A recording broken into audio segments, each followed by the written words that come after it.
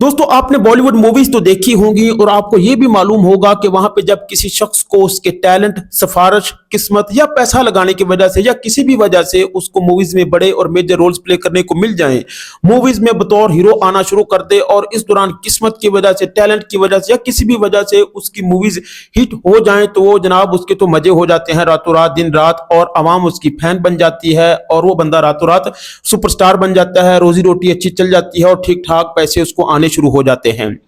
और इस दौरान अगर वो हीरो अपने उस मखसूस टैलेंट, अदाकारी या जो चीज भी वजह से उसको मूवीज में रोल प्ले करने को मिले होते हैं, तो वो जिन मूवीज में हिट हुआ होता है, अगर वो उसी मूवीज में अपने इसी मखसूस करेक्टर को प्रोफेशनल अंदाज से प्ले करता रहता है तो वो कामयाब रहता है। आमिर खान साहब की तरह आपने देखा होगा, मिस्टर परफेक्शनर हैं, मखसूस करेक्टर को पकड़ते हैं और उसी पे ही मखसूस तरीके से काम करते रहते हैं। और अगर आप अक्षय कुमार बनने की कोशिश करें कि सुबह 6 बजे उठ जाएं, 6 बजे सो जाएं और उसके बाद बॉलीवुड के साथ पंगेबाजी करनी शुरू कर दें कि आप हर मूवी, हर करेक्टर और हर सीरीज में नजर आए, हीरो भी बन जाएं, हीरोइन बन के इज्जत लुटवाएं भी और विलन बन के इज्जत लूटें भी, तमाम करेक्टर्स में आप नजर नहीं आ सकते। अगर आप ऐसा करेंगे तो भाई साहब आपके लग जाएंगे। तो ये एक सीधा साधा फैक्टर है। ये इस तरह का मामला हुआ है हमारे पोस्टर बॉय शुभमन गिल भैया जी के साथ। उनको अच्छे खासे कैरेक्टर्स प्ले करने को दिए गए थे, उन्हें हीरो बनाया गया था टेस्ट और वनडे का। भाई साहब वहां पे बोर हो चुके थे। ये स्पॉटलाइट का नशा भाई साहब बहुत ही बुरा होता है।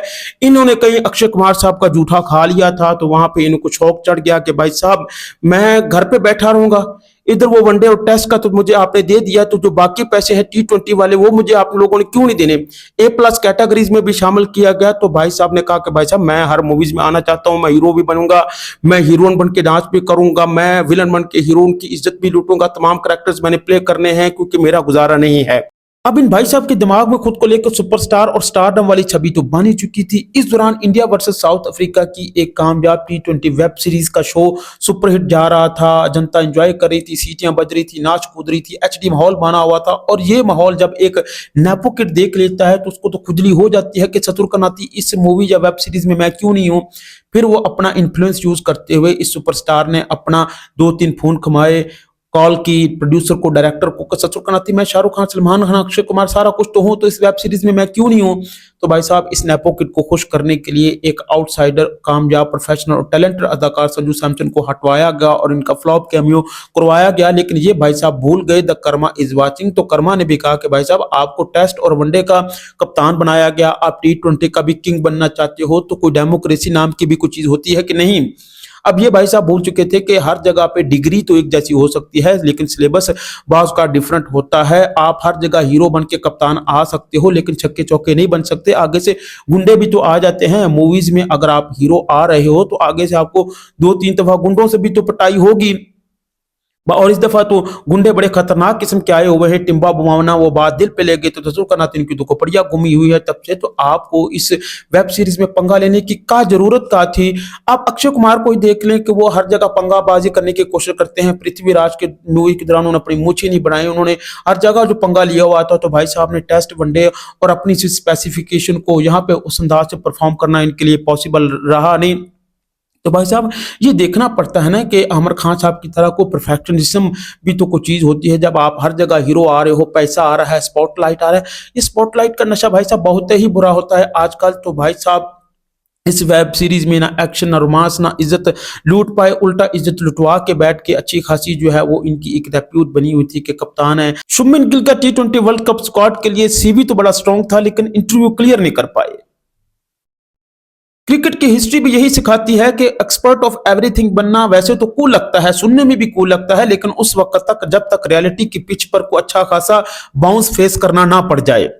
भाई साहब मल्टी स्टारर हीरो मूवीज में ही होते हैं, क्रिकेट में ये चीज बहुत ही मुश्किल और रेयर होती है।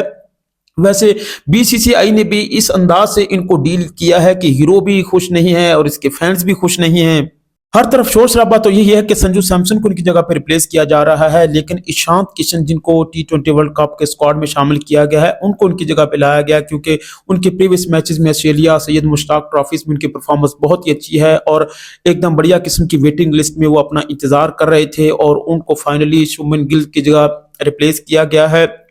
ओवरऑल अभी इनके पास टाइम है टेस्ट और वनडे में अपने आप को परफॉर्म करें, लेकिन इनका केस हमें यही बताता है कि भाई साहब जब आपका ओवर कॉन्फिडेंस ओवर पेशेंस हो जाए चीजें तो आपकी डिसीजन मेकिंग में इसी तरह के रैश आ जाते हैं कि आपने अपने आप को T20 में भी उसी अंदाज से एक्सपेरिमेंट करने की कोशिश की, ओवर बर्डन कर लिया अपने आप को, तो वो अभी आप उसको सस्टेन नहीं कर पाए। खैर बीसीसीआई को थोड़ा सा इनको और तरीके से ट्रीट करना चाहिए था। एक अच्छे खासे खिलाड़ी का मोराल भी भाई साहब डाउन जा सकता है। आपने एकदम से उनको कप्तानी तो छोड़े स्क्वाड से ही बाहर निकाल दिया, स्क्वाड में शामिल करते आहिस्ता आहिस्ता माइंड बना के लोगों को सरप्राइज देते तो चलें। एक हीरो की थोड़ी सी फेस सेविंग और इस तरह के मामला भी होते हैं, एक रिस्पेक्ट ऑनर भी तो बना होता है ना भाई साहब, व्यूशिप भी तो अफेक्ट हो सकती है। अच्छे खासे सब्सक्राइबर हैं भाई साहब के और आपके डिसीजन मेकिंग से अच्छे खासे उनके सब्सक्राइबर जो है वो कम हो जाएंगे, वॉच आवर टाइम पे भी उनका इफेक्ट पड़ेगा। भाई साहब ने तीनों फॉर्मेट में अपनाने भी इस वजह से आए थे कि जल्दी जल्दी अपना वॉच आवर टाइम उन्होंने पूरा करना था, जो कि बीसीसीआई के इस डिसीजन की वजह से इफेक्ट हो सकता है। ओवरऑल